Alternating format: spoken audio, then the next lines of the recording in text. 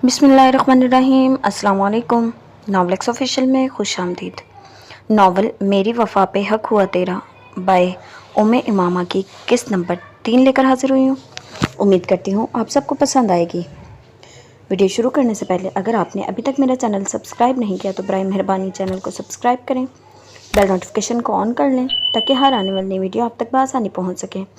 तो चलते हैं वीडियो की जानिब। कमरे की तरफ जाते हुए इसकी निगाह अपने कमरे से निकलती इफ़रा पर गई, जो इसकी मौजूदगी महसूस करते ही इसकी जानिब देखने लगी और इसके खुद को देखने पर ज़रा धीमा सा मुस्कुरा दिया। आपको कुछ चाहिए था माँ? नहीं, मैं बस तुम्हारे कपड़े रखने गई थी। तुम कब आए? ज़रियान भी आ गया है। थोड़ी देर पहले आए थे। ज़रियान अपने कमरे में गया है, आज अरशब की बारात है, हम सब ने वहाँ जाना है, आप तैयारी कर लीजिएगा। ठीक है, लेकिन तुम थके हुए लग रहे हो, ज़रा चाय बना दूँ तुम्हारे लिए? नहीं, मुझे बस सोना है, कोशिश कीजिएगा कोई मुझे तंग ना करे। इसे जवाब देकर वो अपनी कमरे की तरफ जाने लगा। जब इसे अंदर की तरफ जाते देख इफ़रा इसका हाथ थाम गई। रुको, नायाब अंदर सो रही है, मैं पहले इसे उठा दूँ। क्या नायाब मेरे कमरे में सो रही है? इसे हैरत का झटका लगा। ख्वाहिश तो थी कि नायाब मलिक इसके कमरे में आए और इसके कमरे की हर शय पर अपना हक जताए। ये बात वो इससे कितनी ही मर्तबा कह चुका था कि वो ज़रार मलिक समेत इसकी हर चीज़ पर पूरा हक रखती है, जिस तरह चाहे इन्हें इस्तेमाल कर सकती है। हद कि इसके कमरे में भी आकर अपना बसेरा जमा ले, लेकिन इसे यह अंदाज़ा नहीं था कि नायाब सच में इसकी बात मान लेगी। पर जो भी था, नायाब के अमल ने इसे खुशी ज़रूर बख्शी थी। हाँ, तुम जब जब रात में घर से बाहर रहते हो तब तब वो तुम्हारे कमरे में आकर सो जाती है, इसे अच्छा लगता है। और ऐसा कब से हो रहा है? इसकी हैरत में कुछ और इजाफा हुआ, क्योंकि वो जो ये समझ रहा था कि ऐसा कुछ पहली बार हुआ है तो ये इसकी गलत फहमी थी। जब से तुमने पुलिस फोर्स ज्वाइन की है ऐसा तब से हो रहा है मेरे बेटे। वो ना सिर्फ तुम्हारे कमरे में सोती है बल्कि मैं तुम्हारी गैर मौजूदगी में तुम्हारा हर काम इसी के हाथ से करवाती हूँ। मेरी गैर मौजूदगी में ही क्यों? तुम्हें इसका काम करना पसंद नहीं है ना? बस इसीलिए पढ़ना है आपको, ये सब अच्छा लगता है और मैं चाहती हूँ मज़ीद शौक़ से ये सारे काम सर अंजाम दे। अगर आप मुझे पहले बता देती तो थोड़ी खुशी मैं भी महसूस कर लेता ना माँ। चलो अब तो पता चल गया ना, आप खुश हो जाओ। हंसते हुए वो इसके कमरे की तरफ जाने लगी। जब इसे अपने कमरे में जाते देखकर ज़रार इसका हाथ थाम गया। इसे उठाए मत माँ, इसे सोने दें, वैसे भी देर तक थोड़ी ना सोती है, 1-2 घंटे में खुद ही उठ जाएगी। तो फिर तुम कहाँ सोगे? अपने बिस्तर पर। ज़रार इसके घूरने पर ज़रार ने हंसते हुए अपने लब भींचे। माँ यकीन करें, मैं बस इसे देखूँगा। तो वैसे नहीं देखते हो सोते हुए, क्या वो मुख्तलिफ नज़र आएगी? बेटे की दिली ख्वाहिश पूरी नहीं कर सकती आप। ज़रार मलिक, वो तुम्हारी बीवी है, इसे जितना मर्जी देखो, लेकिन वह आज या बदर ने देख लिया और कुछ कहा ना तो मुझसे कुछ मत कहना, ठीक है? नहीं करूँगा। इसके कहने पर इफ़रा सर झटकती वहाँ से चली गई और इसके जाते ही ज़रार अपने कमरे में दाखिल हो गया और अंदर दाखिल होते ही इसकी पहली नज़र बेड पर सोती नायाब पर गई। इसे इस्तेहकाक से अपने बेड पर लेटे देखकर खूबसूरती से मुस्कुराहट ने ज़रार मलिक के लबों पर बसेरा किया। अलमारी से अपने कपड़े निकालकर वॉशरूम में गया और थोड़ी देर बाद ही आरामदा लिबास पहने बाहर निकल आया। बेड पर लेटकर इसने मुस्कुराती नज़रों के साथ नायाब की तरफ देखा और इसकी पेशानी को अपने लबों से छूकर इसके हाथों पर अपना हाथ जमाए आंखें मूंद गया। सालों के निकाह में ऐसा पहली बार हुआ था जब इसने नायाब मलिक को अपने कमरे में सोते हुए पाया था और इसे यहाँ पाकर वो अब खुद भी हर तरह की फ़िक्र और परेशानी को भुलाए सुकून से सो जाना चाहता था। इसे पता था अगर नायाब जाग जाती और इसे कमरे में देख लेती तो फ़ौरन यहाँ से भाग जाती और इसीलिए ज़रार मलिक इसके जागने से पहले सो जाना चाहता था। वो इस एहसास के साथ खुश होकर सो जाना चाहता था कि इसकी इकलौती बीवी इसके पास थी। आज हुरैन शराजी और अरशब शराजी की बारात थी और मेंशन में इसकी तैयारियां भी आज उरूज पर थी। वो हर कोई अपनी तैयारी की फ़िक्र में घुला जा रहा था। भले अभी तकरीब शुरू होने में कई घंटे बाकी थे, पर इन लोगों की तैयारी जो थी वो शायद कभी मुकम्मल नहीं हो सकती थी। हाँ, इस सब में बस एक दूल्हे साहब थे जो आराम और सुकून का लिबादा ओढ़े मोबाइल पर टाइपिंग करते ऊपर की तरफ जा रहे थे। जब सीढ़ियाँ मुकम्मल चढ़ते ही किसी ने इसका हाथ थाम कर इसे दूसरी तरफ खींचा। वो अपने साथ की जाने वाली इस हरकत के बायस अरशब बुरी तरह चौंक गया। ऐसी हरकत किसी ने इसके साथ पहली बार की थी। तुम हो हुरैन? मुझे लगा कोई खूबसूरत दोशीज़ा होगी। अपने सामने खड़ी हुरैन को देखते ही इसने गहरा सांस भरा, जबकि इसकी बात सुनते हुरैन का चेहरा सुर्ख करने का सबब बनी। मैंने कोई मैंने कौन सा कोई रोमानवी बात कह दी है जो तुम इस तरह से सुर्ख हो रही हो? इसके चेहरे पर आते रंग देखते हुए वो कहे बिना नहीं रह सका। अगर मैं सुर्ख हो रही हूँ तो इसलिए क्योंकि आपकी बात मुझे बिल्कुल अच्छी नहीं लगी। वैसे जो हरकत तुमने आज मेरे साथ की है, इसके बारे में क्या ख्याल है? मतलब कोई देख लेता तो क्या सोचता? वो तो बस ऐसे ही किया था, क्योंकि आप जैसा अनरोमांटिक बंदा मेरे मत्थे जो लगाया जा रहा है, मतलब हद होती है ना। मेरी शादी अपने कज़न से होने जा रही है, जो मेरे साथ एक ही घर में रहता है, मगर मजाल है जो इसने कभी रोमांटिक अंदाज में मेरा हाथ ही पकड़ लिया हो। क्या आप ड्रामे या मूवीज़ नहीं देखते हर्षभ? जब लड़का लड़की की शादी होने वाली होती है तो लड़का इसे किसी तरह से तंग करता है, किस तरह छेड़ता है। मैं मूवीज़ नहीं देखता हुरैन। तुम देखती हो ना, तो तुम ये सब कर लो। अब मुझे लग रहा है मैं दीवार से सर फोड़ रही हूँ। इसके कहने पर ऋषभ ने अपना सर इस बात में हिलाया जैसे हुरैन की बात से इत्तेफाक करता हूँ, जबकि इसका अंदाज़ देखते ही वो खफकी भरे अंदाज में इसे घूरते हुए वहाँ से जाने लगी। जब इसे जाते देखकर अर्शद इसका हाथ थाम गया। रुको तो सही, मैं सच में ड्रामे नहीं देखता हुरैन। हाँ, मुझे कुछ सीखने के लिए इन ड्रामों की ज़रूरत भी नहीं है। आज हमारा निकाह होगा और तुम रुखसत होकर मेरे कमरे में आ जाओगी, और तब मैं पूरी कोशिश करूँगा तुम्हारी ये शिकायत दूर हो जाए कि मैं अनरोमांटिक इंसान हूँ। आपने कल मेरी तारीफ़ नहीं की थी अर्शद, शर्मीले लहजे में ही सही, लेकिन ये बात इसने पूछ ज़रूर ली थी। क्या लफ्ज़ों से तारीफ़ करना ज़रूरी होता है? ज़रार से जाकर पूछना। मैं इसके साथ होने के बावजूद भी बार बार ख्यालों में गुम होता जा रहा था, और वह ज़ालिम इंसान मुझे इन हसीन लम्हात से बाहर निकाल ले जा रहा था। इसकी बात सुनते ही वो गहरे चेहरे पर गहरी मुस्कुराहट सजाए अपना हाथ इसकी गिरफ्त से आज़ाद करवाती वहाँ से भाग गए, और इसके जाते ही अर्शद मुस्कुराते हुए अपना सर झुका गया। शिराजी मेंशन में होने वाली तकरीब के बायस थोड़ी बहुत हलचल मलक विला में भी मची हुई थी, क्योंकि वहाज के कहने पर आज इनके पूरे घर ने अर्शद शिराजी की तकरीब में शामिल होना था। वैसे भी अर्शद ज़रार और ज़रियान का कई साल पुराना दोस्त था, जो इन दोनों के साथ साथ इनकी फैमिली से भी बखूबी वाकिफ़ था। न सिर्फ वाकिफ़ था बल्कि इनसे खासी जान पहचान भी थी। ऐसे में अगर इसके कई बार बुलाने के बावजूद भी वो लोग वहाँ नहीं जाते तो इसकी खफगी में मज़ीद इजाफा हो जाना था।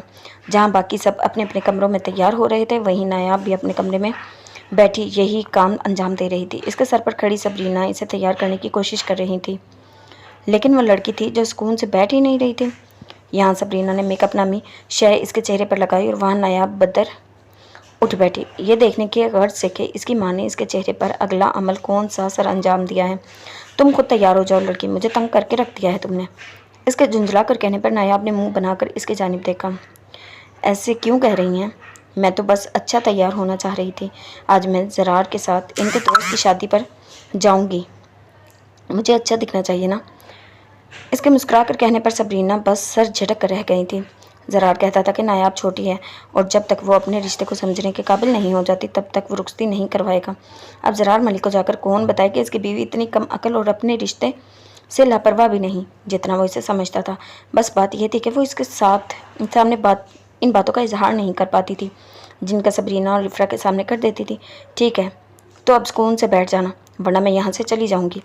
इसकी बात सुनते ही फरमा बरदारी से सर हिलाती वो अपनी जगह पर बैठ गई, और फिर इसने चाह कर भी कोई ऐसी हरकत नहीं की जो इसकी माँ को गुस्सा दिलाने का सबब बनती। नायाब की हरकतों के बायस जिस काम को करने में सबरीना ने अब तक 15 मिनट लिए थे, वो इसकी खामोशी से बैठने के बाद 7 से 10 मिनट के दरमियान ही हो चुका था। इसे मुकम्मल तैयार करके वो अपने कमरे की तरफ चली गई। जब इसके जाते ही नायाब ने अपने लिए निकाली गई हील्स उठाई और इन्हें पहनकर चहकते हुए अपना सर उठाकर खुद को आईने में देखने लगी। जब आईने में नजर आते ज़रार को देखते ही इसके तासरात तेज़ी से तब्दील हो गए। रुख मोड़कर इसने तफसीली नज़रों से ज़रार की जानिब देखा। क्रीम कलर का कमीज शलवार जेब तन किए, साथ ही डार्क ब्राउन कलर का कोट पहने वो आज भी कल की तरह ही बेहद जाज़िब लग रहा था। यकीनन आप मुझसे पूछेंगे तो मैं पहले ही बता देती हूँ, बहुत अच्छे लग रहे हैं। सर उठाए वो अपने सामने खड़े शख्स को देखते हुए कहने लगी, जबकि इसके बताने पर ज़रार हंसते हुए इसके करीब गया और चेयर पर बैठी इस लड़की के सामने बैठ गया, जिसके बायस नायाब का सर सीधा हो गया। मैं वहाँ बस आपके कमरे का हाल देखने गई थी, बहुत फैलावा हुआ था। मैंने सोचा समेट दूँ, और फिर ये काम करके कि मुझे थकन हो गई, इसलिए मैं वहीं सो गई। ज़रार की बात काट कर वो एक ही सांस में अपनी बात कह गई थी। शायद इसके कमरे में जाने की वजह से वो शर्मिंदा हो रही थी, क्योंकि वो बिना इजाज़त वहाँ गई थी। भले से ऐसा पहली बार नहीं हुआ था, लेकिन ज़रार ने तो अपने कमरे में इसे इस तरह पहली बार देखा था ना। और इसी बात पर शर्मिंदा होते हुए वो अपना बहाना पहले से तैयार कर चुकी थी। मेरा बच्चा, मैंने पहले भी बहुत बार कहा था, आज भी कह रहा हूँ, ज़रार मलिक पर और इसके साथ जुड़ी हर चीज़ पर तुम्हारा पूरा हक है।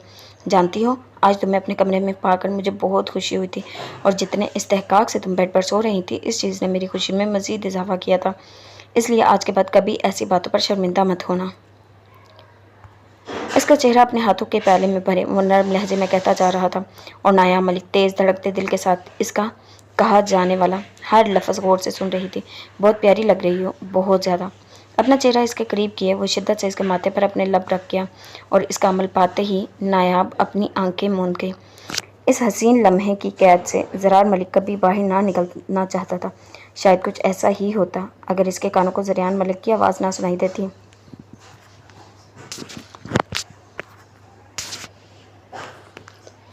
और मजनू की आखिरी औलाद, अब बस भी कर दें। क्या नायाब के माथे पर एल्फी लगी हुई है जो इससे दूर नहीं हुआ जा रहा, या दूर होने का तरीका भूल गए हों? कानों में पड़ती इसकी आवाज़ के बायस ज़रार लम्हे की देर किए बिना नायाब से दूर हुआ, जबकि वहाँ बैठी नायाब बस शर्मिंदा होती अपना सर झुका गई। किसी के कमरे में बिना दस्तक किए नहीं आते ज़रियान। नज़रों का रुख मोड़कर वो ज़रियान की जानिब देखते हुए कहने लगा। इस वक्त इसने भी वही लिबास तन किया हुआ था जो ज़रार ने किया था, जिसके बायस समझ पाना मुश्किल था कि दोनों में से ज़्यादा खूबरू इस वक्त कौन लग रहा है। दरवाज़ा खुला हुआ था। जब अंदर बैठे लोग खुद कह रहे थे, आओ और हमारा प्यार भरा मुजाहिरा देख लो, तो ये मासूम बंदा क्या करता? अगर देख लिया था तो चले जाते यहाँ से, हमें डिस्टर्ब करने की ज़रूरत नहीं थी। अब इतना अच्छा तो मैं हूँ नहीं कि ज़रार साहब यहाँ मेरी बीवी मिल नहीं रही और मैं तुम्हें बीवी के साथ प्यार भरा मुजाहिरा करते देखकर खामोशी से चला जाऊँ। जब तक मेरी बीवी मुझे नहीं मिलेगी न, तब तक मैं ऐसे ही तुम दोनों की हर एक काम में अपनी टांग अड़ाऊँगा। शायद ये लंबी टांगें मुझे इसीलिए ही दी गई हैं। खैर, अब जल्दी आओ, सब इंतज़ार कर रहे हैं। अपनी बात मुकम्मल करके वहाँ से चला गया, जबकि इसकी कही जाने वाली बात के बायस ज़रार की हंसी इसके कमरे में गूंजी। नज़रों का रुख मोड़कर इसने नायाब की जानिब देखा, जिसका सर झुका हुआ था। यकीनन इसी लम्हे में वो ज़रियान की यहाँ मौजूदगी के बायस शर्मिंदा हो गई थी। तैयारी मुकम्मल हो गई नायाब? इसके पूछने पर वो झुके सर के साथ इकरार का जवाब दे गई। तो फिर चलो, देर किस बात की है? अपना सर उठाओ और इस शर्मिंदगी को दूर भगाओ। मुस्कुराते लबों के साथ कहता वो इसका हाथ अपनी गिरफ्त में लिए कमरे से बाहर चला गया। घर में रहते आधे अफराद मेंशन से निकल चुके थे, जबकि आधे जाने की तैयारी में थे, और इस सब में किसी भी वक्त कोई चीखते हुए आता और कहता, ईसा जल्दी करो, जाने का वक्त हो रहा है। इसीलिए इसने खुद पर ज़्यादा मेहनत नहीं की थी, बस जल्दबाजी में जितना हो सका अपनी इतनी तैयारी कर बैठा। इसने इस वक्त स्याह रंग का प्रिंस कोट पहना हुआ था, जो ख़ास उश्वा की पसंद से आया था। वो लिबास काफ़ी प्यारा था, लेकिन ईसा अफिंदी के पास इसे पहनने की एक ही वजह थी कि इसे लाने वाली उश्वा थी। बालों को तरतीब दिए इसने अपनी पसंदीदा घड़ी पहनकर जैसे अपनी तैयारी मुकम्मल कर ली थी। ये अलग बात थी कि बिना कुछ ख़ास किए वो इस आम से अंदाज में भी बेहद खूबरू लग रहा था।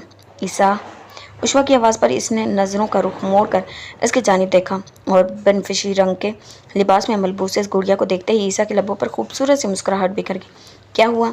इसके हाथ में इस वक्त कुछ सामान मौजूद था, जिसे देखकर ही अंदाज़ा हो रहा था कि वो यहाँ इसे अपने बाल बनवाने आई है, लेकिन वो फिर भी पूछ बैठा। शायद इसका अंदाज़ा गलत हो। इसे कौन सा ऐसा कोई काम आता था जो उश्वा इसके पास ये काम करवाने आई थी? बड़ी अम्मी आप ही के साथ पार्लर चली गई हैं और कोई मेरे बाल बना नहीं रहा। सबको अपनी अपनी पड़ी है, आप बना देंगे। तुम इनके साथ क्यों नहीं गई? मुझे वो जगह अच्छी नहीं लगती, उलझन होती है। और हैरत की बात है हुरैन तुम्हें यहाँ छोड़कर चली गई। मुझे वो जगह अच्छी नहीं लगती ईसा, इसलिए आप ही मुझे वहाँ जाने के लिए फ़ोर्स नहीं करती। मेरे मेकअप का इंतज़ाम इन्होंने कर दिया था, लेकिन कोई मेरे बाल नहीं बना रहा। उश्वा, मुझे भी ये काम नहीं आता। आप भी सब की तरह सीधे तरीके से इनकार कर सकते हैं। मेरी मामा होती ना तो इनसे ये काम करवा लेती। सर झुकाए वो सच में रोने की तैयारी कर रही थी या इसके सामने दिखावा कर रही थी, इसका अंदाज़ा नहीं लगा सका। पर जो भी था वो इसकी ख्वाहिश पर तो रद्द नहीं कर सकता था। इमोशनल क्यों हो रही हो? इधर आओ, ट्राई करके देख लेता हूँ। इसके कहने पर उश्वा बिना देर किए इसके करीब आ गई। वैसे आप इन कपड़ों में बहुत अच्छे लग रहे हैं। ब्रश इसके हाथ में थमाकर वो अपनी पुश्त इसकी जानिब कर गई। जब इसकी कमर पर बिखरे बालों को बेख्तियार अपने हाथों में भर गया ऐसा पहली बार हुआ था जब वो इसके बालों को छू रहा था, इसकी नरम और मुलायम बालों को अपने हाथों में भर रहा था और ऐसा करते हुए एक खूबसूरत एहसास इसके अंदर गर्दिश कर रहा था। आप क्या करेंगे? इसकी आवाज़ पर ईसा ने चौंक कर अपने हाथ इसके बालों से दूर किया। क्या? आप मेरे बाल कैसे बनाएंगे? मैं नहीं जानता। गहरी सांस भरते हुए इसने ब्रश उषवा के बालों में फेरना शुरू कर दिया और चंद मिनटों में जितने अच्छे तरीके से इसके बाल बना सकता था बना गया। काम मुकम्मल करने के बाद उषवा को खुशी से खिलता चेहरा इसे यह बता गया था कि ईसा अफिंदी के मेहनत रंग लाई है। उषवा शराजी इसके 22 खुश हो गई थी और इसे खुश देखकर ईसा अफिंदी बेहद पुरसुकून हो गया था। अरशब शराजी वल्द अरमगान शराजी। आपका निकाह हुरैन शराजी वल्द समीर शराजी के साथ 25 लाख हक महर सिक्का राइजुल वक्त तय पाया है। क्या आपको ये निकाह कबूल है? जी कबूल है, जो कि नज़रों के साथ इसने सर हिलाते हुए कहा और मौलवी साहब के मजीद 2 बार पूछने पर भी यही जवाब दिया। कई लम्हे निकाह मुकम्मल होने में लग गए और ये काम मुकम्मल होते ही हर तरफ मुबारकबाद की सदाएं गूंज रही। मुस्कुराते लबों के साथ वो हर अपने से मिलते हुए खुद से बस यही वादा कर रहा था, वो कभी हुरैन शराजी के दुख की वजह नहीं बनेगा। कई वादे थे जो इस लम्हे इसने खुद से किए थे। वो इस बात की पूरी कोशिश करने का इरादा रखता था कि हुरैन की ज़िंदगी में आने वाली किसी तकलीफ़ की वजह वो ना बने, और अगर कभी इसकी ज़िंदगी में कोई तकलीफ़ आ भी जाए तो अरशब शराजी इस तकलीफ़ को खुद पर ले ले, सिर्फ इस लड़की के लिए जो आज इसके निकाह में शामिल हुई थी। हुरैन शराजी वल्द समीर शराजी। आपका निकाह अरशब शराजी वल्द अरमगान शराजी के साथ 25 लाख महर सिक्का राइजुल वक्त तय पाया है। क्या आपको ये निकाह कबूल है? कबूल है। सर को जंबिश देकर इसने धीमे लहजे में कहा। जब आंखों में बैठा आंसू बेख्तियार बह निकला। इस लम्हे जिस इंसान की इसे सबसे ज़्यादा याद आ रही थी वो समीर शराजी था। काश वो इस वक्त इसके पास होता, काश वो यहाँ आकर इसके सर पर हाथ फेरता, काश इसकी माँ इसके गिरते आंसुओं को अपने पूरों से चुन लेती। लेकिन ऐसा वो सिर्फ सोच ही सकती थी। ना यहाँ अब इसकी माँ आ सकती थी, ना ही बाप। हुरैन शराजी वल्द समीर शराजी। आपका निकाह अरशब शराजी वल्द अरमगान शराजी के साथ 25 लाख सिक्का राइजुल वक्त तय पाया। कि आपको कबूल है? मौलवी साहब के दोबारा पूछने पर वो जवाब ना दे सकी। गले में अटकते आंसू का गोला इसे जैसे जवाब देने की इजाज़त नहीं दे रहा था। सर झुकाए वो अपनी आंखें मूंद गई। जब चंद लम्हे बाद अरमगान का भारी हाथ इसे अपने सर पर महसूस हुआ। हुरैन जवाब दो। गहरी सांस भरते हुए इसने पहले कहे गए वो 2 कबूल फिर से दोहरा दिए और एक मरतबा फिर से यही अमल दोहरा कर अपनी आंखें मूंद ली और चंद सेकंड बाद निकाहनामे पर साइन करके इसने आज अपना आप मुकम्मल तौर पर अरशब शराजी का नाम कर दिया था। थोड़ी देर बाद इसे अपना चेहरा किसी की नरम गिरफ्त में महसूस हुआ और अगले ही पल सर पर महसूस होता अरमगान का लम्स इसे मुस्कुराने पर मजबूर कर गया। थोड़ी देर बाद स्टेज पर मौजूद तमाम अफराद के वहाँ से जाते ही इशवा इसके करीब आई और टिशू की मदद से इसका भीगा चेहरा साफ करने लगी। थोड़ी देर मज़ीद मेहमानों की चहल पहल इसी तरह होती रही, लेकिन वहाँ पर होती दूल्हे की आमद महफिल में एक शोर समझ आ गई। मचते शोर और उषवा की एकदम चहकती आवाज़ के बायस इसने नज़रें उठाकर सामने की तरफ देखा। अरशब को देखते ही वो मुस्कुराते हुए नज़रों का रुख बदल गई। अलबत्ता इस वक्त पर काम इसे खासा मुश्किल लगा, क्योंकि आज अरशब शराजी बेहद हसीन लग रहा था। क्रीम कलर की शेरवानी पहने वो आज रिवायती दूल्हे की तरह तैयार हुआ था और इसकी यह तैयारी इस वक्त किसी रियासत का शहजादा मालूम करवा रही थी। स्टेज पर आकर वो खामोशी से इसके करीब बैठ गया, लेकिन नज़रें हुरैन शराजी पर पड़ते ही इसने यह मानने में देर नहीं लगाई थी आज दुल्हन बनी वो बेहद खूबसूरत लग रही थी। हुरैन, आज तुम सच में बहुत खूबसूरत लग रही हो। इसकी जानिब देखते वो कहे बगैर नहीं रह सका। प्यारी तो वो कल भी लग रही थी, लेकिन आज इसकी तरफ उठने वाली हर निगाह इसे देखते ही जैसे ठहर जा रही थी। सुर्ख रंग का कमदार लहंगा पहने वो सजी संवरी से दुल्हन बेहद हसीन मालूम हो रही थी। अगर कहने वाला अरशब शराजी को शहजादा कह रहा था तो इसमें कोई शक नहीं था कि हुरैन शराजी इसकी शहजादी लग रही थी। मतलब सुबह आपने झूठी तारीफ़ की थी, मैंने तारीफ़ की ही कब थी, और जो की थी वो तो तुमने ज़बरदस्ती करवाई थी। नज़र सामने की तरफ जमाए वो शरारती अंदाज में कहता इसे खासा तपा गया था। कुछ देर पहले जो शख्स हुरैन को बेइंतहा दिलनशीन लग रहा था, अब इसका दिल कर रहा था इसी शख्स के बाल नोच ले, पर भरी महफिल में ऐसा कुछ वो कर नहीं सकती थी और शायद इस बंदे ने इसी बात का फ़ायदा उठाया था। गुज़रे वक्त और कई रस्मों के बाद के हो जाने के बाद बारी आई थी उषवा शराजी की, जो अपने नए नए बहनोई के लिए ख़ास दूध लेकर आई थी। एक तो मुझे ये रस्म समझ नहीं आती, क्या बंदा अपने घर में दूध नहीं पीता जो इसे यहाँ पिलाने आ जाते हैं, और ना सिर्फ पिलाते हैं बल्कि पैसे भी खूब लेते हैं। सजे हुए गिलास में मौजूद दूध देखते ही जरियान ने उकताहट भरे अंदाज में कहा, जिसे सुनते ही अरशद शराजी की अखलौती साली ने फ़ौरन इसे घूरने का काम किया था। जरियान भाई, ये दूध अलग होता है। उशवा बीबी, ज़रा मुझे बताओ इसमें क्या खासियत होती है? ये दुल्हन का जूठा होता है। इसने बड़ी अम्मी की बताई गई बात इसके सामने दोहराई, जिसे सुनकर हुरैन बस अपना सर दाएं बाएं हिलाकर रह गई। दुल्हन ने तो इसे छुआ तक नहीं था, और यहाँ ये कहा जा रहा था ये दुल्हन का झूठा होता है, तो दुल्हन घर के दूध को झूठा बनाकर शोहर को पिला दिए। यहाँ ये एहतमाम करने की क्या ज़रूरत थी? जब आपकी साली ये रस्म करेगी तब आप यही कहना मेरी कोई साली नहीं है। इसकी बात सुनते ही नायाब ने फ़ौरन इसका बाजू फैलाया। आप मुझे भूल गए जरियान भाई, मतलब तुम भी ये काम करोगी? जाहिर सी बात है। इसके कहने पर जरियान फ़कत सर झटक कर रह गया। जब इसके सामने इनके खामोश होने पर अरशद ने अपना मुकम्मल ध्यान उशवा की जानिब किया। अच्छा बताओ, क्या होगी इस झूठे दूध की कीमत? 20,000। इसके कहने पर अरशद ने नज़रों का रुख ज़रार के करीब खड़ी नायाब की जानिब किया, जो इसके खुद को देखने पर हंसते हुए ज़रार के पीछे अपना चेहरा छुपा गई थी। अब तक की पूरी महफिल में नायाब को उशवा ने अपने साथ रखा था, तो यकीनन इसे पैसों की डिमांड करने के लिए भी इसने ही कहा होगा, वरना उशवा खुद से तो कभी इस चीज़ की ख्वाहिश नहीं करती। देख लो ज़रा, तुम्हारी बेगम हमारी मासूम उशवा को बिगाड़ रही है। इसे बिगाड़ना नहीं कहते, सिखाना कहते हैं। और इतने अमीर इंसान होकर तुम अपनी साली को 20,000 नहीं दे सकते? इससे फ़ौरन अपनी बेगम की हिमायत की। जैसे सुनते ही अरशद गहरी सांस भरते हुए नज़रों का रुख वैसे वापस उशवा की जानिब कर गया। ठीक है, मैं पैसे दे दूंगा, लेकिन ये तो नायाब की डिमांड हुई ना। तुम बताओ उशवा, तुम्हें क्या चाहिए? मुझे तो चॉकलेट का घर चाहिए। अच्छा भाई, वो दे दें। इसकी बात सुनते ही स्टेज पर मौजूद हर शख्स खुलकर हंसा, जिसके बायस वो अपना सर झुका कर रह गई। अब इसने ऐसा भी कुछ गलत नहीं कहा था, किसी बर्फानी जगह पर तो चॉकलेट का घर बन ही सकता था। इसने कुछ गलत थोड़ी कहा है। इसकी जो ख्वाहिश थी इसने बता दी। तुम लोग हंसना बंद करो। बहन का लटका मुँह देखकर हुरैन ने जल्दी से कहा, बिल्कुल, इसमें कोई बुराई नहीं है उशवा, और अब तुमने मुझसे ये ख्वाहिश की है तो एक दिन में तुम्हें तुम्हारी चॉकलेट का घर बना दूंगा। सच कह रहे हैं अरशद भाई? बिल्कुल सच। अरशद का इकरार में हिलता सर देखते ही वो चहकते हुए हंसती। रुखसती का वक्त होते ही जहाँ हुरैन शराजी अपने घर रुखसत हुई, वहीं मलिक घराने के फट भी अपने घर के जानिब चल दिए। बस एक नायाब मलिक थे जिसका रास्ता तब्दील हो गया था, क्योंकि इस खुशनुमा माहौल से वो फिल वक्त निकलना नहीं चाहती थी।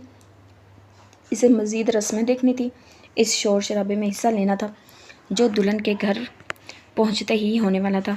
सबरीना इसकी बात सुनकर इनकार कर चुकी थी, इसलिए अगली मर्तबा ये बात इसे ज़रार से कही थी। और ऐसा कैसे हो सकता है नायाब मलिक इसके सामने किसी ख्वाहिश का इजहार करे और ज़रार मलिक इसकी ख्वाहिश को अधूरा छोड़ देता? इसने खुद भी वहीं जाना था, तो फिर नायाब को अपने साथ ले जाने में क्या बुराई थी? इन दोनों की गाड़ी मलिक विला की बजाय शराजी मेंशन की तरफ गई। अलबत्ता अरशद के कई बार कहने के बावजूद भी जरियान ने अपना रास्ता मलिक विला की तरफ ही मोड़ दिया था, क्योंकि सुबह से वहाज के साथ बिजनेस मीटिंग के लिए दूसरे शहर जाना था। अगर रात यहाँ गुजार देता तो यकीनन सुबह अपने काम पर तवज्जो नहीं दे पाता। घर पहुँचते ही वो सीधा अपने कमरे की तरफ चला गया था। इरादा अब बस सोने का था, इसलिए कमरे में दाखिल होते ही पहना गया कोट उतारकर इसने सोफे पर रखा और किलाई में बंधी घड़ी उतारकर ड्रेसिंग टेबल पर रखकर अपनी जेबें खाली कर डाली। वार्डरोब से अपना नाइट सूट निकालकर वॉशरूम में गया और फ्रेश होकर बाहर निकलता धड़म से बेड पर आ गिरा। जलता लैम्प बंद करने की नींद से इसने अपना हाथ बढ़ाया, जब नज़र साइड टेबल पर रखे फ्रेम पर जा ठहरी, जिस पर नज़र पड़ते ही इसे हमेशा की तरह इसे उठा लिया और मुस्कुराती आईनूर को देखते हुए खुद भी धीमा सा मुस्कुराया।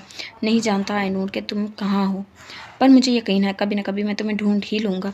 बस तुमसे यही गुजारिश है कि मुझे भूल मत जाना। मेरे साथ गुजरा हर लम्हा तुम याद रखना मिसेस जरियान।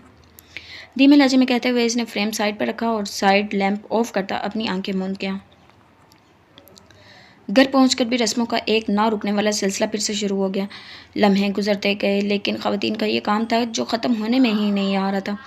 जिन रस्मों को देखने के गर्ज से नायाब यहाँ तक आई थी, इन्हें वो ठीक से देख भी नहीं सकी, क्योंकि आंखों में आती नींद इसे बार बार ज़रार के कंधे पर गिराए जा रही थी। इसका अंदाज़ देखते हुए सदफ ने इसे उशवा के साथ ही इसके कमरे में भेज दिया, क्योंकि उशवा का हाल भी इससे कुछ कम नहीं था। रस्में मुकम्मल होते ही सदफ ने हुरैन को भी अरशद के कमरे में भेज दिया। और इसके जाते ही वहाँ मौजूद बाकी अफराद भी एक एक करके अपने कमरे की तरफ चले गए। अलबत्ता इन सब के जाने के बावजूद भी अरशद तनहा नहीं बैठा हुआ था। कई कज़न इसके गिर्द घेरा डाले हुए बैठे रहे और जब इनसे आज़ादी मिली तो बाकी का वक्त ज़रार ने इससे के साथ गुजारा, जिसके बाद आज़ादी मुयस्सर होते ही वो उठकर अपने कमरे की तरफ चला गया।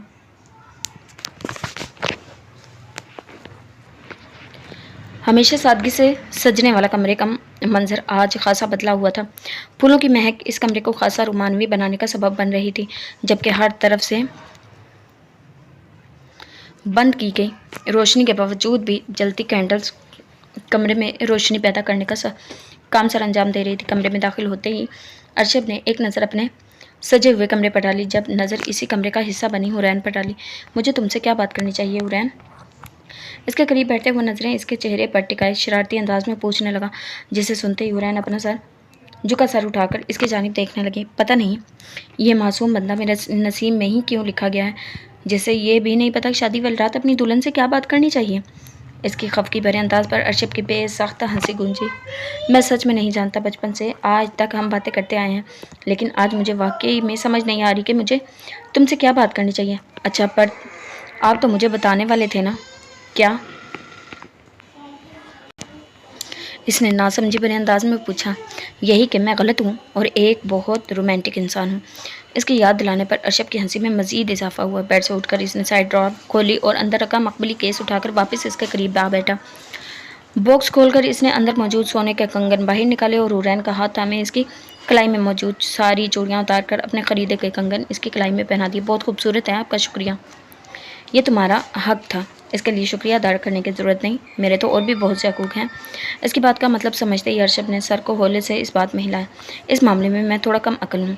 तुम्हारा हर हक तुम्हें देने की मैं पूरी कोशिश करूँगा, लेकिन अगर कभी कहीं गलती हो जाए तो मुझे बता देना, ताकि मैं अपनी गलती सुधार सकूँ। इसकी मासूमियत भरे अंदाज में कहने पर हुरैन हंसते हुए अपना सर झुका गई और इसका ये अंदाज़ देखते हुए अरशद इसका चेहरा अपने हाथों में भरे नरमी से इसकी बेदाग पेशानी पर अपने लब रख गया।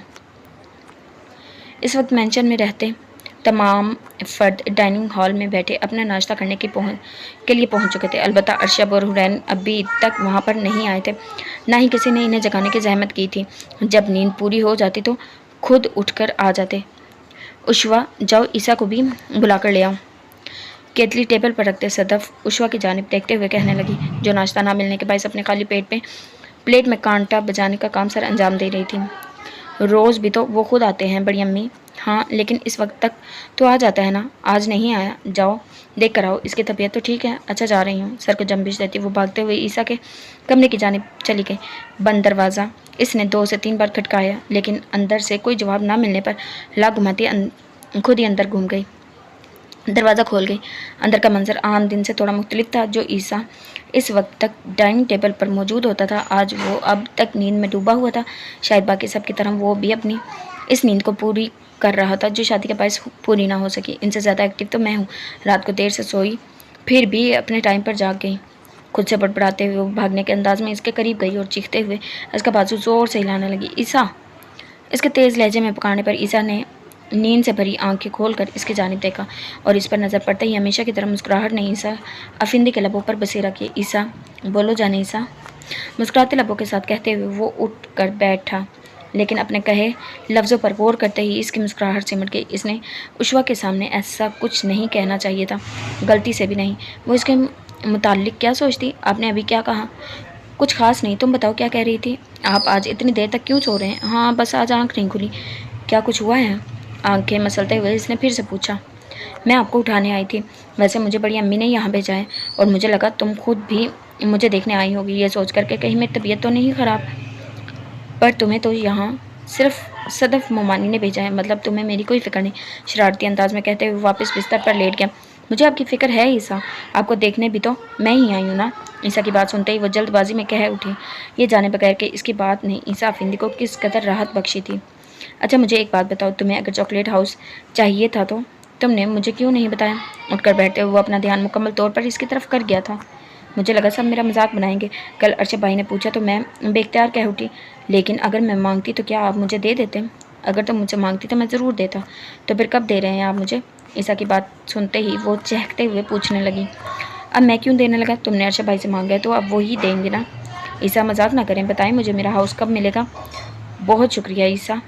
उशवा, तुमने मुझे जगा दिया, अब तुम जाओ, मैं नीचे आ रहा हूँ। इसकी बातों और मिन्नत भरी नज़रों को नज़रअंदाज किए वो अपनी जगह से उठकर वॉशरूम की जानिब चला गया। जबकि बंद दरवाजे को देखती वो मुंह बिगाड़ती कमरे से बाहर निकल कर वापस डाइनिंग हॉल की तरफ चली गई। ईसा ने इनकार कर दिया था, मतलब इसे अब जाकर अरशद को फिर से ये याद दिलाना था कि कल इसने अपने अकलौती साली से एक चॉकलेट हाउस का वादा किया था। हाल में दाखिल होते ही इसकी निगाह वहाँ बैठी हुरैन पर गई। जैसे देखते ही खुशी के साथ वो इसके करीब जा बैठी। आप ही आप जाग गई? अच्छा मुझे बताएं, अरशद भाई ने आपको क्या तोहफा दिया? कसम से जानने के लिए बहुत बेचैन हूँ, कब से आपके जागने का इंतज़ार कर रही थी। इसके पूछने पर हुरैन अपनी दोनों कलाइयाँ इसके सामने कर गई, जिसमें मौजूद सोने के कंगन देखते ही उशवा बस इसके लिए तारीफ़ी कलमात अदा करती रह गई।